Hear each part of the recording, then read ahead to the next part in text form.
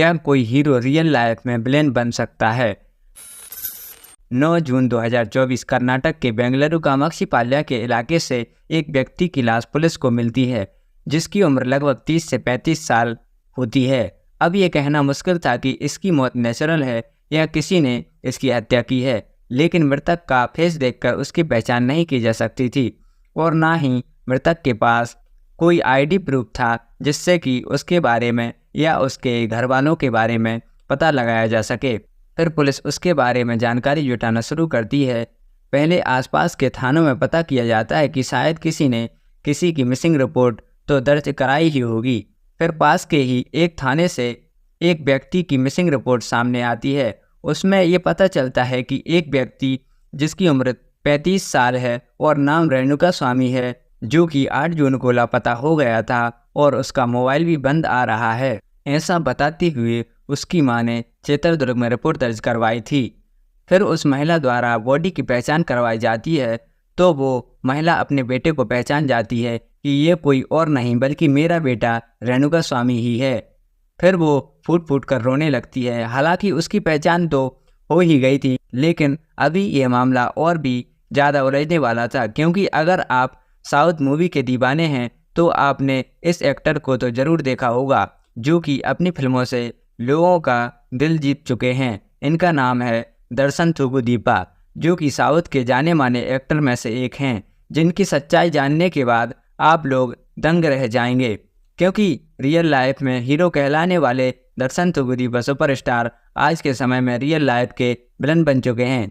रेणुका स्वामी, जो कि हम सभी की तरह एक आम इंसान थे, तो फिर इतने बड़े सेलिब्रिटी के साथ उसका क्या कनेक्शन हो सकता है? यकीन मानिए, इसके पीछे की जो सच्चाई सामने आती है वो आपके होश उड़ा देगी।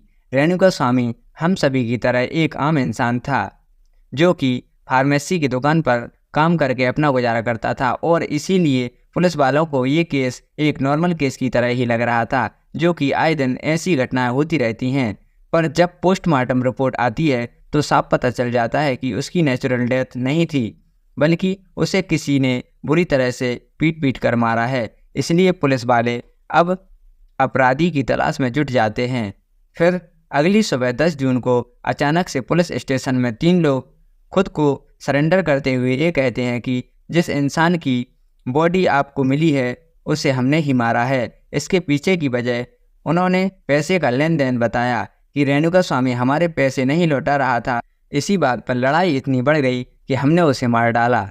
अब 3 अपराधी खुद अपना जुर्म कबूल कर लें, ये कोई आम बात तो थी नहीं, क्योंकि जब भी कोई व्यक्ति क्राइम करता है तो वह उसे छिपाने की कोशिश करता है। इसीलिए पुलिस वालों ने तीनों को अलग अलग बिठाकर सवाल किए, तो किसी भी सवाल का जवाब तीनों ने एक जैसा नहीं दिया। हर सवाल का जवाब अलग अलग दिया।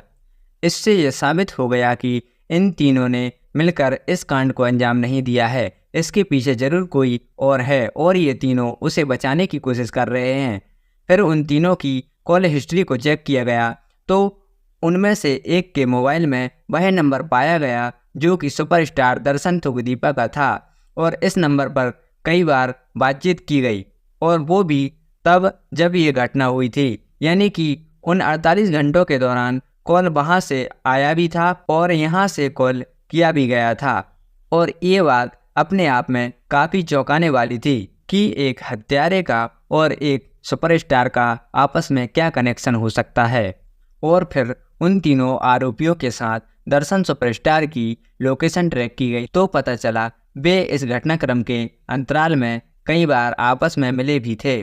फिर उन तीनों आरोपियों से सख्ती से पूछताछ की जाती है और वह पूरी घटना के बारे में बता देते हैं कि दर्शन सुपरस्टार की एक फ्रेंड जिसका नाम होता है पवित्रा गौड़ा, ये फिल्म स्टार बनने के लिए आई थी, लेकिन ये सुपर डुपर स्टार तो नहीं बन पाए। लेकिन दर्शन सुपरस्टार की वजह से इन्हें फिल्मों में छोटा मोटा काम मिलना शुरू हो गया था। फिर कुछ साल बाद पवित्रा गौड़ा ने एक लड़के से शादी कर ली और उनकी एक बेटी भी थी, लेकिन कुछ साल बाद पवित्रा गौड़ा का तलाक हो गया।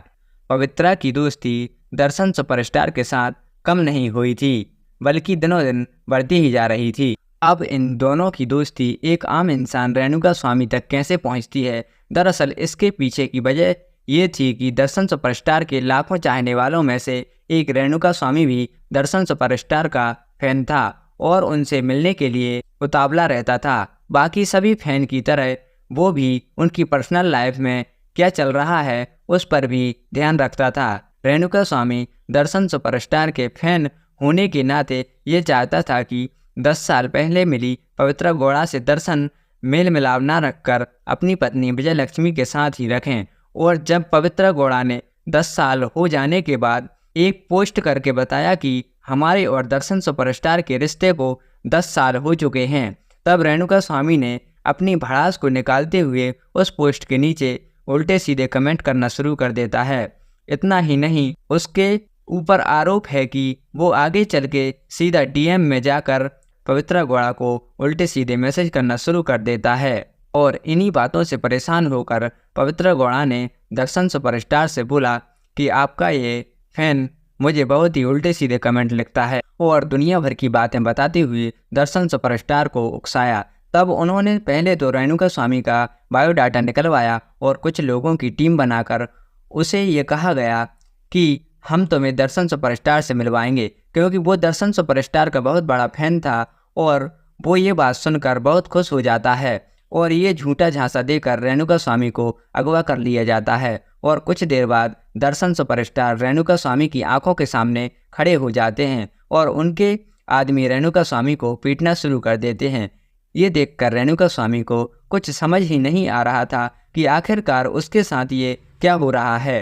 काफ़ी मारपीट करने के बाद रेणुका स्वामी को मैसूर से कामाक्षी पाल्या के इलाके में ले जाया जाता है और रेणुका स्वामी को दर्शन ने भी पीटा। और जब उसका मन भर गया तब मौत का फरमान सुनाकर वो वहाँ से चला गया और उसके पीछे से उसके आदमियों ने रेणुका स्वामी को पीट पीट कर मार डाला। और अगर यहाँ आप ध्यान से देखें तो आपको समझ आएगा कि एक फिल्म स्टार फिल्मी अंदाज में एक विलेन का किरदार निभाता हुआ नजर आता है। और फिर बड़ा खुलासा होता है कि जो डॉक्टर रेणुका स्वामी की पोस्टमार्टम रिपोर्ट तैयार कर रहे थे उन्हें 1 करोड़ का ऑफर दिया गया था कि वो रिपोर्ट में नॉर्मल डेथ डिक्लेयर कर दें। इसी के साथ वो 3 लोग जो थाने में आकर जुर्म कबूल कर रहे थे उन्हें 30 लाख रुपए का लालच दिया गया था और खुद को सरेंडर करने को कहा गया था। साथ में उन्होंने खुद को बचाने के लिए पूरा जोर लगा दिया था। लेकिन बेंगलुरु पुलिस ने तेजी से इन्वेस्टिगेशन करते हुए इस केस को सॉल्व किया और पवित्रा गौड़ा के साथ दर्शन सुपरस्टार को हिरासत में ले लिया गया।